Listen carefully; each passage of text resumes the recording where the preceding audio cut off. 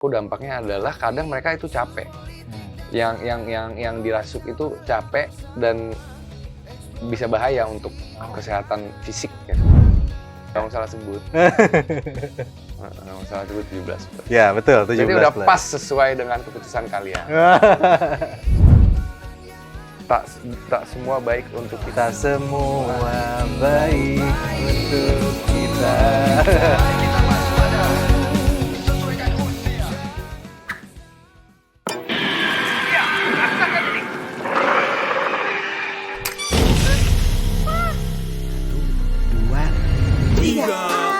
Tontonlah film sesuai umurmu.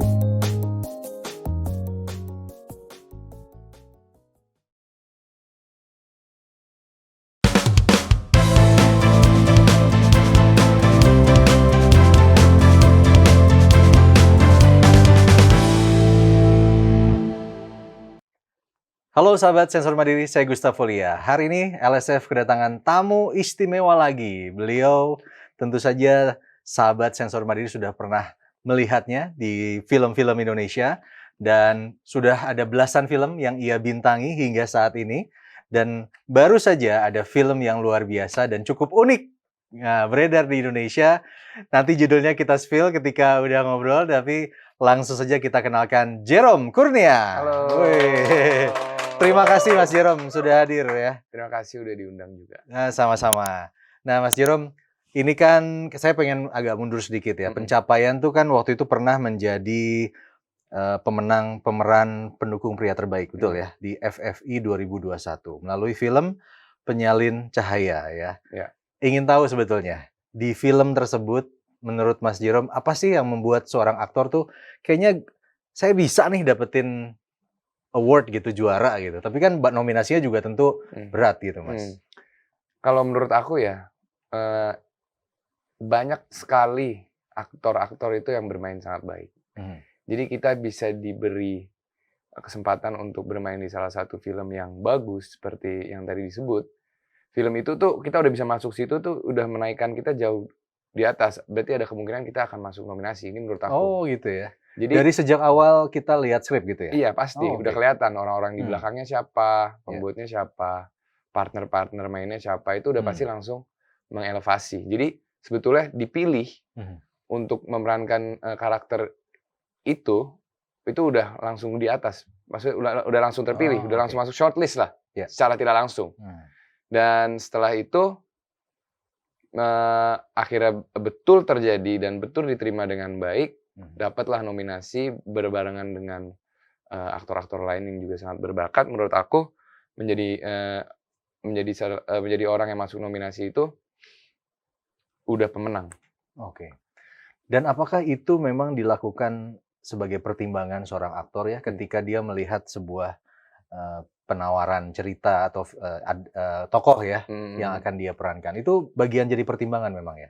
Pasti. Oh oke. Kalau menurut aku pasti, karena siapa sih yang nggak mau menjadi bagian dari satu cerita yang pasti akan menggemparkan, satu cerita yang pasti akan dilihat oleh banyak atau ditonton oleh banyak orang gitu. Jadi itu pasti akan masuk satu pertimbangan dan setelah itu kalau dari aku sih aku ngelihat apakah aku setuju dengan pesan yang mau dikirim oleh film itu sih. Iya, iya. Dan itu jadi pertimbangan juga nggak? Apakah kita mau dapat perannya antagonis atau protagonis? Itu bagian dari pertimbangan itu atau tidak? Kalau buat aku sih pasti juga ada pertimbangan, tapi jadi pemeran nggak masalah sih. Juara itu pasti protagonis gitu, Mas? Iya nggak harus, nggak harus. Jadi kadang juga yang antagonis yang lebih memikat, lebih yang menyolok.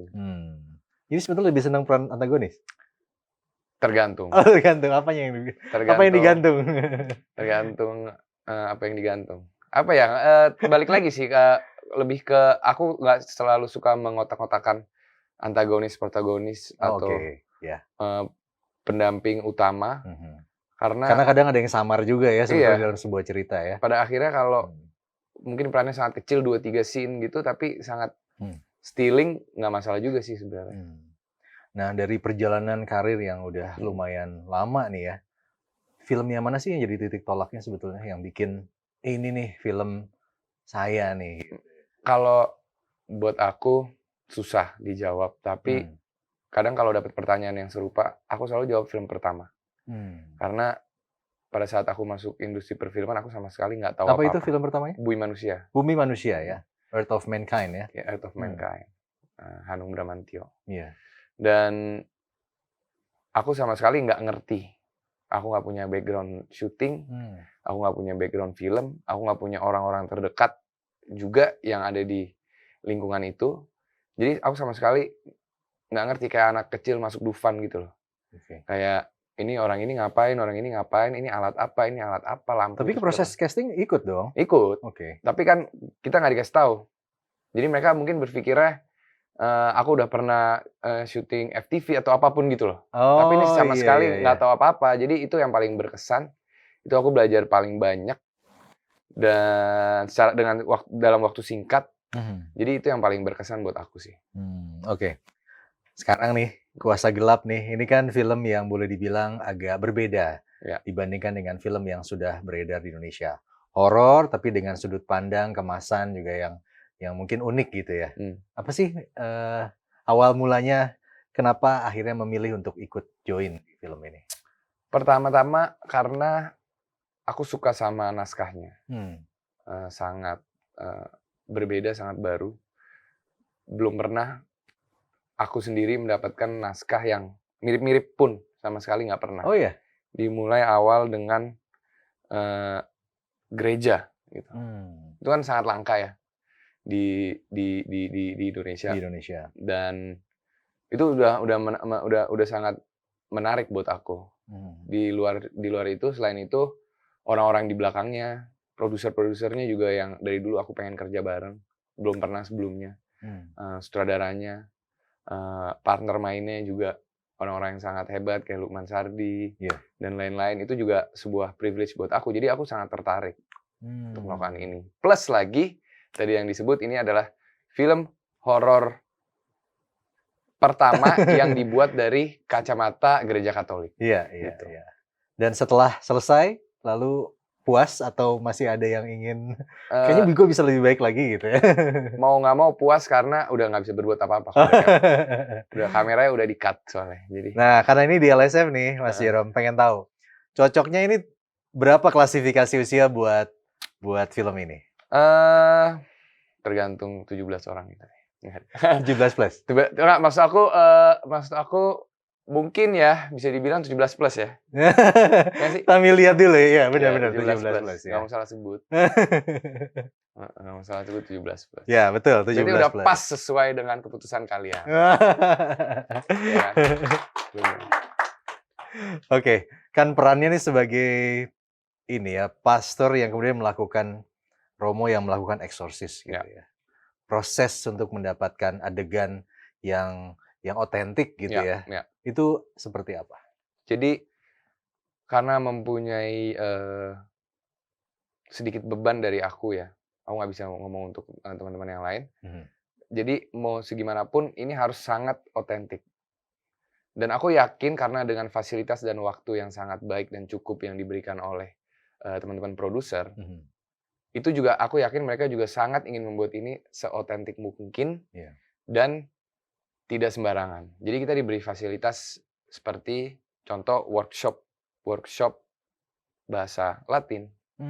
Kita bertemu dengan seorang pastor yang memang dia salah satu orang dari 2 di Indonesia yang ditunjuk secara langsung oleh Vatikan, diberikan izin untuk melakukan eksorsisme di Sabang sampai Merauke. Jadi langsung belajar dengan orang itu, tata caranya dia seperti membuka kuliah umum gitulah, dari pendahuluan sampai, karena kita nggak punya waktu yang banyak kan, kalau belajar total kan bisa bertahun-tahun gitu. Jadi kita hanya diajarkan pendahuluannya saja sampai apa yang dibutuhkan untuk film ini, langkah-langkahnya seperti alat-alat yang digunakan, doa-doa yang diucapkan dan lain-lain gitu sih. Jadi ditunjukkan alat aslinya. Lalu doa-doanya juga memang sesungguhnya ada di film tersebut. Iya. Oh, oke. Dipraktekkan juga atau tidak? Awalnya tidak. Jadi manggil hantu terus kita keluarin gitu. Kita usir gitu. Nggak kayak gitu. Awalnya hanya seperti kuliah, karena aku melihatnya, aku juga tadinya kurang begitu paham, tapi setelah melalui proses workshop ini, aku melihatnya mereka menganggap ini tuh sangat serius. Jadi nggak bisa sembarangan. Oke. Orang yang melakukan itu nggak bisa melakukan sembarangan. Apa yang pernah terjadi juga tidak bisa diceritakan dengan sembarangan, jadi sangat tertutup. Jadi ketika mereka ajarkan itu, jadi sangat super serius. Tata caranya itu semua tertulis, Detail ya. detail. Dan pada akhir-akhir workshop mereka mengatakan begini, "Gini mau nggak kalian saya kasih kesempatan untuk melihat tanpa mengganggu pastinya sebuah prosesi eksorsisme Oh ya?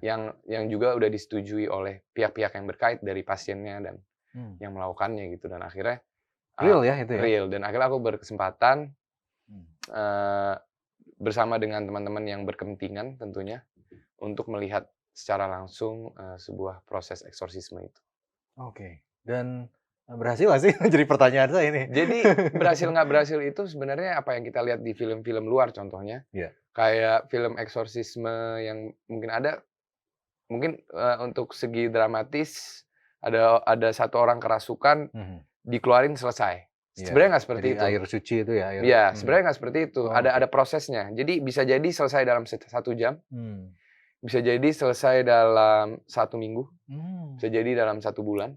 Jadi itu ada prosesnya, dan kenapa orang yang melakukan eksorsisme ini harus dapat izin dari Vatikan, karena tidak sembarang orang bisa melakukan itu.